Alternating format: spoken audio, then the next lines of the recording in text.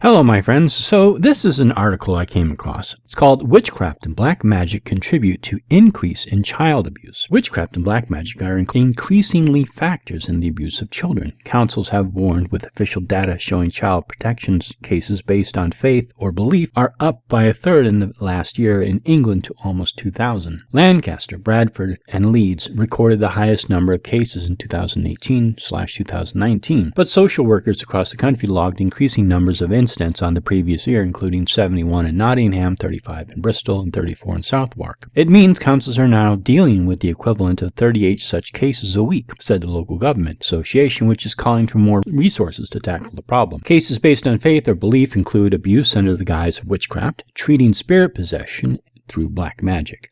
The data published by the Department of Education was received by campaigners as evidence that social workers are getting better at identifying often hidden and culturally complex factors in abuse. But there was also alarm that the numbers are rising too long after the high-profile deaths of Victoria Climbie, 8, who was killed as a result of ritual abuse by her guardian in 2000. Ria Ishaq, 7, who was starved to death in 2008 in Birmingham by her mother and her and her partner, who had a strong belief in spirits, and Kristy Bamu, 15, in 2020, killed by his sister and her partner in an exorcism in their East London flat. Let's look at a couple of these stories. Victoria's great-aunt was found guilty of her murder at the Old Bailey in January 2001. The girl lived with, probably going to mispronounce this, Kuau, and her boyfriend in his tiny studio flat in Tottenham, North London. Kuau, a French citizen, always denied mistreating Victoria, whom she called Anna. She claimed the girl's horrendous injuries were self-inflicted. She also dragged her niece to a church to be exorcised, claiming the 8-year-old was possessed by evil spirits, giving evidence on Tuesday, the 8th of January this year, the first convicted murderer to give evidence in person at a public inquiry. Ranted and raved that she was innocent, claimed she was the victim of a conspiracy, and criticized Victoria's parents. So here's somebody who is incredibly Christian-leaning religious, and they believe that their child was possessed by evil spirits. The next one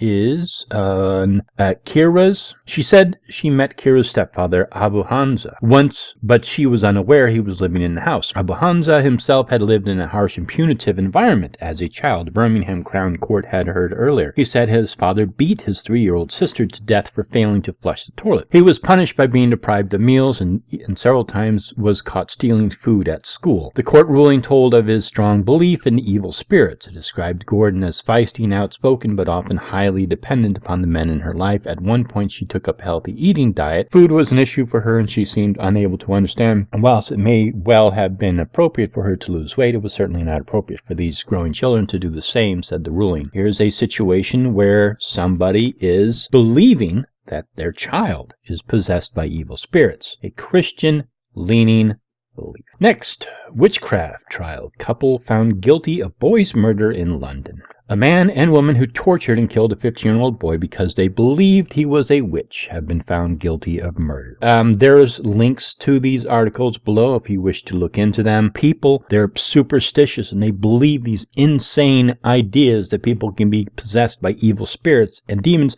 And look over here, our little friend Sid Roth, the one who's perpetuating these myths. The data also showed the number of children identified by councils through a social work assessment as either having or being at risk of female genital mutilation has reached a record high, with 1,000 such cases in 2018-19, up 6% on the previous year. Rising cases of female genital mutilation and child abuse linked to faith or belief are extremely worrying and are destroying the lives of children, young people, and communities across the country, said Claire Amita Lower, the local government association's lead on FGM. Social workers have become better in identifying the signs of FGM and belief-related abuse, but the true incident rate is likely to be higher as these crimes are underreported. Maura Diem, director of Victoria Climbie Foundation, a charity campaigning for improvements in child protective policies, said it is encouraging to see practitioners identifying harmful practices that can lead to serious injuries or child deaths. However, we need further examination of census data to understand the prevalence of these abuses and to effectively engage with communities if we are to prevent child abuse linked to faith or belief, including the eventual eradication of female genital mutilation. The Metropolitan Police stressed that only a minority of children who believe in witchcraft or spirit possession go on to abuse children. In a briefing, it said belief in evil spirits that can possess children is often accompanied by a belief that a possessed child can infect others through sharing food or simply being in the presence. Rebelliousness, nightmares, or falling ill can be taken as symptoms of possession, while sometimes children are scapegoated for financial difficulties, divorce, infidelity, illness, or death. There was a statement put out by the Pagan Federation, and I don't know why the Pagan Federation felt a need to make a public statement on this, but they did. The Pagan Federation is aware of the Guardian article published today, as well as similar reports in the Independent and the Daily Mail. Our official response regarding the article published in today's Guardian: it is important to correct some of the language. There can be no doubt that there are serious crimes committed that include a fear of witchcraft, black magic, and spirit possession as a factor. But it must be stated that the manipulating factor that enables these crimes is a fear of them and not witchcraft itself. That's a very good point. It is. It is the fear of witchcraft. It is not witchcraft itself, which, again, the article is very misleading because it doesn't clarify that. Many of these crimes are committed by people who believe they are driving out influences of malign witchcraft and spirit possession. These people are not witches, but followers of other faiths that have been overlaid with cultural beliefs that bad things happen because of evil magic. In those cases, it is an error to describe the crimes as being contributed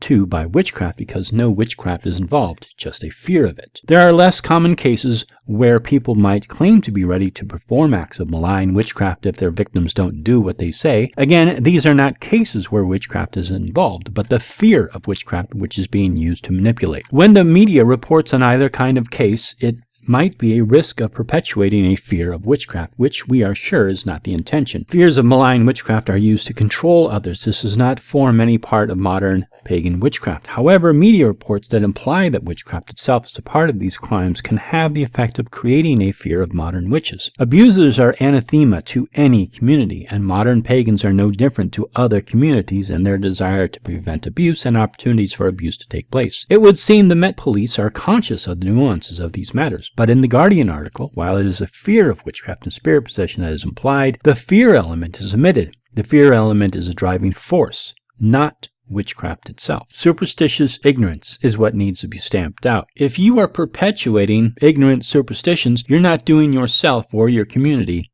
any good. I hope you enjoyed this little rant, and I will see you in hell, you heathens.